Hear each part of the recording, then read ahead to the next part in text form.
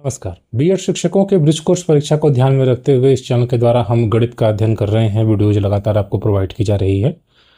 प्रथम अध्याय में गणित की प्रकृति पर हमने चर्चा की, इसमें महत्वपूर्ण प्रश्नों को हमने देखा है। आज के इस वीडियो में इसी अध्याय से एक और महत्वपूर्ण प्रश्न को हम देखेंगे। इसमें बच्चों में गणितीय सोच को विकसित करने में एक अध्यापक की क्या भूमिका हो सकती है, यह बहुत महत्वपूर्ण प्रश्न है।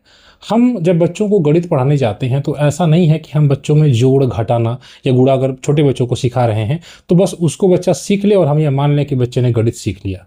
बल्कि इतना कर लेने भर से गणित सीखना नहीं होगा, बल्कि बच्चा उस गणित जो सीखा है उसका दैनिक जीवन में व्यवहारिक उपयोग करे, बच्चा गणितीय सोच रखे, ठीक है, बच्चा तर्क करे, बच्चे में निर्णय लेने की क्षमता हो, यह आवश्यक है। और यही शिक्षक की एक महत्वपूर्ण भूमिका हो जाती है। जैसे अगर एक बच्चा गणित पढ़ रहा है और उसको 10 और 20 का नोट एक थमाया जा रहा है, दिया जा रहा है, तो निश्चित रूप से बच्चे ने अगर गणित पढ़ा है तो वह 20 का नोट ही उठाएगा, क्योंकि वह जानता है कि 20 के नोट ज़्यादा वैल्यू उसकी ज़्यादा है। तो एक शिक्षक के रूप में हमारे लिए आवश्यक है बच्चों में किस प्रकार से गणितीय चिंतन कराना है, यह हमारी ड्यूटीज़ है।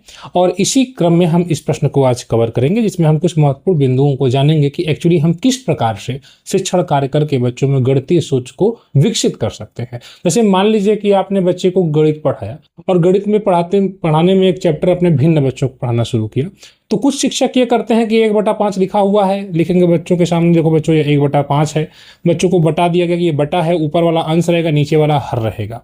और उसके बाद 2/5 है, उसमें जोड़ने के लिए बता दिया बच्चों को, देखो ये हर समान है बच्चों, इसलिए ऊपर का हम जोड़ देंगे। बच्चे ने इस चीज़ को रट लिया, लेकिन क्या बच्चे ने अवधारणा को समझा, कॉन्सेप्ट को समझा? नहीं समझा। वहीं दूसरी ओर एक ऐसा शिक्षक भी हो सकता है जो उसी चीज़ को एक चित्र के माध्यम से बच्चों को सिखाए कि 5 टुकड़ों में बांट दे, 2 टुकड़ा इधर कर दे और उसी तरह से 5 टुकड़े और 1 टुकड़ा और इधर कर दे, और कहे कि देखो इसको हम बच्चों जोड़ रहे हैं, 5 में से 2 हिस्से यहाँ पर और 5 में से 1 हिस्से यहाँ पर, तो कितने हो गए? तो बच्चा बताएगा 5 में से 3 हिस्से हुए। अब बच्चा चित्र के माध्यम से उसको बेहतर तरीके से सीख रहा है, उसका कॉन्सेप्ट बेहतर हो रहा है भिन्न को जानने का। तो एक अध्यापक ही बहुत महत्वपूर्ण भूमिका अदा करता है। कुछ अध्यापक होते हैं जब कक्षाओं में जाते हैं तो बोर्ड पर काम लिखकर चले जाते हैं कि कहते हैं सभी लोग चेक कराओ, जोड़ घटाना गुणा भाग, 20 सवाल लिख दिया, 30 सवाल लिख दिया, बच्चा लिखते लिखते घंटी बीत गई और उसके बाद बच्चा लाकर चेक करा रहा, कुछ बच्चे नहीं चेक करा पा रहे हैं। लेकिन वहीं दूसरे भी अध्यापक होते हैं जो बच्चों के साथ इस प्रकार से एक्टिविटी कराते हैं, जोड़ की अवधारणा को सिखाते हैं, तो वो दैनिक जीवन का प्रयोग करते हैं कि देखो बच्चों तुम मार्केट में गए, तुमने 30 रुपए का चॉकलेट लिया, फिर 10 रुपए की कॉपी ली, 5 रुपए का पेंसिल लिया। इस प्रकार से बच्चों से परिचय कर बातचीत करते हैं और बच्चों को जोड़ सिखाते हैं। इस प्रकार से जब बच्चा जोड़ने की प्रक्रिया करता है तो वह और बेहतर तरीके से सीखता है। तो एक्चुअली एक शिक्षक के रूप में हमारी भूमिका बहुत महत्वपूर्ण हो जाती है। यही यहाँ पर आज का टॉपिक है कि एक शिक्षक की भूमिका क्या है, उस पर आपको डिस्कशन करना है। और जैसा कि आपसे पहले चर्चा किया गया कि गणित में केवल यह नहीं है कि बच्चों को हम संख्याओं को सिखा दें और सूत्रों को रटा दें कि हाँ आयत का क्षेत्रफल क्या होता है, बच्चे को हमने बता दिया कि ये इंटू बी कर दो, लेकिन एल बी में क्षेत्रफल क्या है बच्चे को पता ही नहीं, किस चीज़ का क्षेत्रफल निकालना है, परिमाप क्या है पता ही नहीं, बस बच्चे ने 2 ब्रैकेट में L+B कर दिया। लेकिन हम बच्चे को दिखा रहे हैं कि देखो चारों भुजाओं को हम जोड़ रहे हैं, एक्चुअली ये परिमाप है। हमने बच्चे के सामने एक चित्र बनाया, बच्चे ने अवधारणा को समझा, तो बच्चा उसको ज़्यादा बेहतर तरीके से सीखता है। तो एक्चुअली हमें सूत्रों या संख्याओं पर इसे फोकस नहीं करना है, बल्कि बच्चों में तार्किक सोच, ठीक, और समस्या समाधान की क्षमता, ठीक है। बच्चे ने अगर गणित पढ़ा है और अगर उसके पास 20 चॉकलेट्स हैं और लेने वाले 4 उसको मांग रहे हैं, तो बच्चा निश्चित रूप से बराबर बराबर बांटने की क्षमता रखेगा। तो एक समस्या को समाधान करता है बच्चा, निर्णय लेने की क्षमता भी विकसित होती है बच्चे की, ठीक है। तो बच्चों में गणितीय सोच के निर्माण में शिक्षक की भूमिका बहुत महत्वपूर्ण है, ठीक है। यह आप सभी जानते हैं, शिक्षक गणित को रोचक और उपयोगी भी बना सकते हैं और शिक्षक गणित को बोरिंग भी बना सकते हैं, जिससे बच्चा गणित के नाम से ही डरने लगता है। तो यह बहुत कुछ शिक्षक पर ही निर्भर करता है। सबसे पहली जो महत्वपूर्ण भूमिका है हम उस पर डिस्कशन करें तो एक अध्यापक के लिए आवश्यक है कि सीपीए दृष्टिकोण का अध्यापक अपनी कक्षा में प्रभावी प्रयोग करे।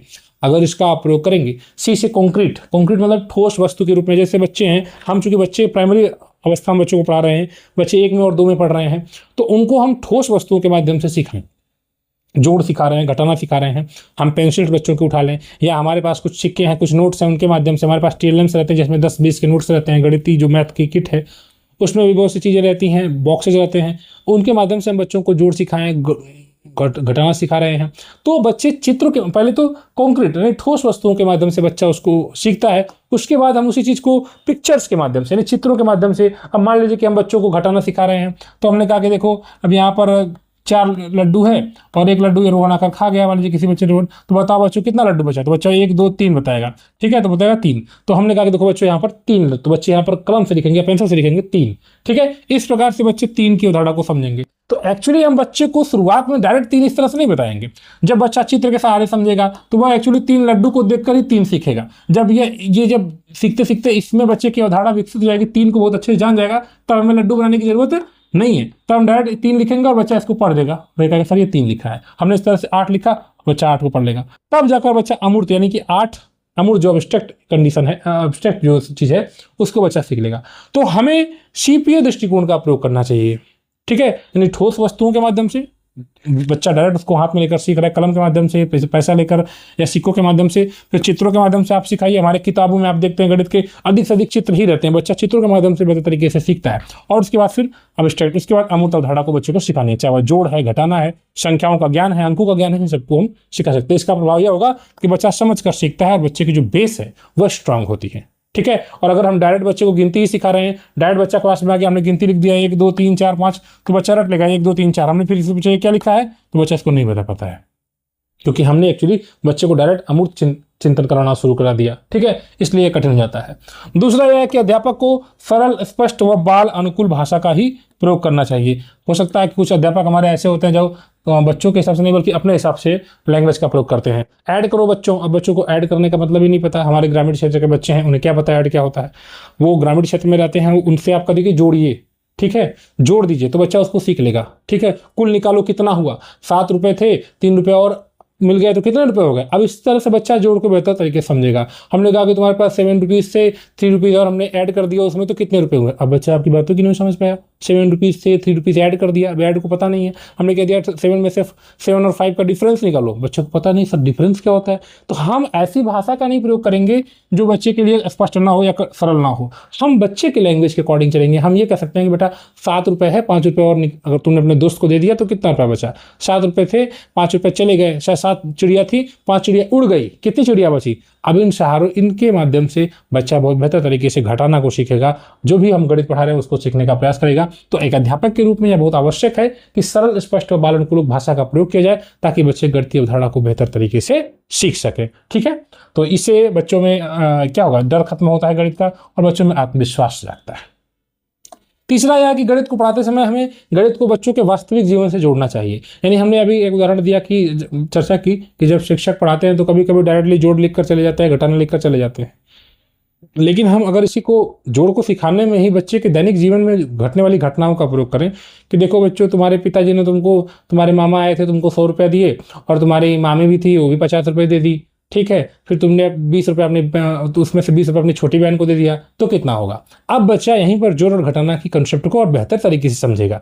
यानी कि जो अभी आप उसको लिखवा रहे थे इस प्रकार से, ठीक, अब इसको बच्चा जो है और बेहतर तरीके से सीखेगा जब आप उसको दैनिक जीवन से प्रयोग करेंगे। जैसे मान लीजिए 78 है, तो आपने कहा कि बताओ कैसे 78 बनता है, तो आप उसको नियरेस्ट टेंस में करा सकते हैं। बच्चे से कहा सर 70 रुपये था, 8 रुपये और हो गया तो 78 रुपये हो गया। फिर उसी तरह आप इसको 68 सिखा रहे हैं तो कहेंगे सर 60 रुपये था, 8 रुपये और मिल गया। बताओ बच्चों 70 रुपये है और 60 रुपये और है तो कितना रुपये हो जाएगा। अब बच्चा इसको प्रयोग करेगा, 70 रुपये और 60 रुपये दिमाग में जोड़ने का प्रयास करेगा, ठीक है। तो आपको इस पढ़ाने के तरीके को, अप्रोच को ऐसा करना चाहिए जो बाल अनुकूलन हो, बेहतर हो बच्चे को समझने में। तो 70 और 60 को बच्चा ऐसे भी जोड़ सकता है और फिर 8 को आसानी से जोड़ लेता है। तो हमें बच्चे की गणित की, मतलब जो गणित है उसको वास्तविक जीवन से जोड़कर सिखाना चाहिए। तब बच्चा उसके ये भी समझेगा, गणित के व्यवहारिक उपयोग को सीखेगा और जानेगा कि हाँ ये जो हमारे दैनिक जीवन में प्रयोग होता है ये उसके महत्व को और बेहतर तरीके से समझेगा, रुचि बढ़ेगी। आप बाजार के उदाहरण ले सकते हैं, समय देखने की बात कर सकते हैं, माप की बात कर सकते हैं, दूरी और वजन की बात कर सकते हैं। आप बच्चों से कंपेयरिंग कर सकते हैं कि देखो ये आप हमारे विद्यालयों में अक्सर वजन वगैरह बच्चों का चेक होता है, वजन मापने की यूनिट भी रहती है, मतलब ऐसे टूल्स भी रहते हैं। तो आप बच्चे का वजन कराते हैं, कौन सबसे ज़्यादा है कौन सबसे कम है। उसके बाद बच्चों को उसी वजन के आधार पर आप आरोही क्रम सिखा सकते हैं, अवरोही क्रम सिखा सकते हैं कि जिसका वजन सबसे ज़्यादा है वो सबसे आगे रहेगा और सबसे पीछे, जिसका वजन सबसे कम है वो सबसे छोटा रहेगा, सबसे आगे रहेगा। इस प्रकार से बच्चों को आप वजन कराएंगे और उसके बाद ये एक्टिविटी भी एक प्रकार से हो जाएगी और बच्चे वजन के आधार पर आरोही क्रम में या आरोही क्रम में अपने आप को लाइन से लगा लेते हैं। तो इस प्रकार से आप बच्चे देख रहे हैं, आप वास्तविक जीवन से जोड़ के बच्चों को गणित सिखाएंगे तो बच्चे गणित को बेहतर तरीके से सीखेंगे। सकारात्मक और डर मुक्त वातावरण बनाने का प्रयास करना चाहिए। हमें अध्यापक के रूप में अपनी भूमिका ऐसी नहीं बनानी है कि बच्चा हमें देखकर डर जाए, या ऐसा अक्सर हम देखते हैं कुछ सर जी के आने पर या कुछ मैडम जी के आने पर बच्चे घबरा जाते हैं, डर जाते हैं कि सर जी आए, मरकावा सर जी कहते हैं। तो हमें ऐसी भूमिका नहीं अदा करनी है। हमें ऐसा माहौल बनाना है कि बच्चे हमसे डरे ना, बल्कि हमसे घुल मिल कर रहें। ठीक है, हमसे अपने मन की बात को कह सकें, जो वो सोच रहे हैं उसको वो व्यक्त कर सकें। सोचिए जब हम भी वो छोटे रहा करते थे तो कभी कभी हमारे सर जी लोग बहुत जो थोड़े से कहते थे ना मरकहवा सर जी हैं मारते हैं वो, तो उनसे हम अपनी बातों को नहीं कह सकते थे। लेकिन जिस सर से हम फैमिलियर थे उनसे अपनी बातों को अच्छे से कह सकते थे, अपनी बातों को। तो जब अध्यापक अपनी बातों को अच्छे से कहेगा तभी तो वो अपनी बात मतलब बच्चों को समझ पाएगा। जब बच्चा अपनी बात को बेहतर तरीके से अध्यापक से कहेगा तभी वो उसको एक्सप्रेस कर पाएगा। ठीक है, तो ये भी हमें ध्यान देना है कि हमें सकारात्मक और डर मुक्त वातावरण बनाना है। इसके अलावा हमें गतिविधि आधारित शिक्षण कार्य करना है। हम बच्चों से खेल आधारित गतिविधियां कराएं। ठीक है, बच्चों को हमने बुलाया, बच्चे के पीठ पर हमने कोई अच्छा लिखा, गणित का कोई संख्या लिखा, हमने पीठ पर बताओ ये क्या लिखा हुआ है, या हमने हवा में कोई एक ऐसे हाथ चलाया और बच्चों से पूछा बताओ बच्चों क्या लिखा हुआ। अब सारे बच्चे, सर मुझको आ रहा है मैं बताऊं, सारे बच्चे बताने लगते हैं। इस प्रकार से पढ़ना सीखना रोचक भी हो जाता है। तो अध्यापक गतिविधि आधारित गणित पहली करा रहे हैं, रोल प्ले करा रहे हैं। चलो तुम, आपने कुछ सामान रख दिया, अब चलो तुमको, एक बच्चे को आपने कह दिया कि चलो तुमको ये सारी चीज़ें बेचनी है, ये कितने रुपये का बेचोगे, ये कितने का बेचोगे, और एक फिर खरीदने वाला भी आ गया। इस प्रकार से बच्चे आपस में रोल प्ले करते हैं, कोई बेच रहा है कोई खरीद रहा है, तो वो भी गणितीय शब्दों का प्रयोग करते हैं, गणितीय शब्दावली का प्रयोग करके बेहतर तरीके से गणित को सीखते हैं। तो ये भी एक अध्यापक की भूमिका आ जाती है कि गतिविधि आधारित शिक्षण करके अध्यापक बच्चों में गणितीय धारणा को विकसित करते हैं। इसके अलावा बच्चे के अनुभवों और विचारों का भी हमें सम्मान करना चाहिए। कभी कोई बच्चा अपने अनुभव हमसे करता है तो ऐसा नहीं है कि हम उसको डांट लगा दें या उसको वैल्यू न दें। बच्चा कुछ कहता है तो हमें उसकी बात को भी गंभीरतापूर्वक सुनना चाहिए और उसकी बातों को मतलब रिस्पेक्ट करना चाहिए। ठीक है, और हमें बार बार, जैसे मैंने क्लास की शुरुआत में बताया कि हमें सिर्फ रटाना नहीं है बल्कि बच्चों में कॉन्सेप्ट डेवलप करना है, अवधारणात्मक समझ पर बल देना है। हम भिन्न पढ़ा रहे हैं, हम मौसे पढ़ा रहे हैं। अब मौसे में पता नहीं बच्चे को कि मौसा क्या होता है, बस उसने 4 6 12 सर ने बताया कि बड़ी से बड़ी संख्या रहेगा तो मौसा निकाल देना। अब बच्चा 4 6 12 का मौसा निकाल रहा है, 4 से 6 में भाग दे दिया, ठीक है, फिर 2 से 12 में भाग दे दिया और मौसा निकाल दिया 2। लेकिन क्या बच्चा मौसा को समझ पाया? नहीं, बच्चे को मौसा नहीं पता, महत्तम समापवर्ती नहीं पता है। तो आप उसी चीज़ को पहले समझाइए कि हाँ महत्तम समापवर्ती होता क्या एक्चुअली। जब आप बच्चे को उसको सिखाएंगे तब वो बेहतर तरीके से उसको सीख पाएगा, नहीं तो फिर वो रटता ही रह जाएगा। ठीक है, तो ये भी हमें ध्यान देना है कि हम बच्चों की अवधारणात्मक समझ को विकसित करें। यह एक अध्यापक की भूमिका हो जाती है। इस प्रकार से आपने इतने विषयों पर चर्चा कर ली। अगर ये प्रश्न आएगा तो इसमें से कुछ बिंदुओं पर भी आप लिख देंगे तो आपकी आसानी से ये कवर हो जाएगा। ठीक है, इस वीडियो में इतना ही। ब्रिज कोर्स की तैयारी के लिए आप हमारे चैनल को सब्सक्राइब जरूर करें। धन्यवाद।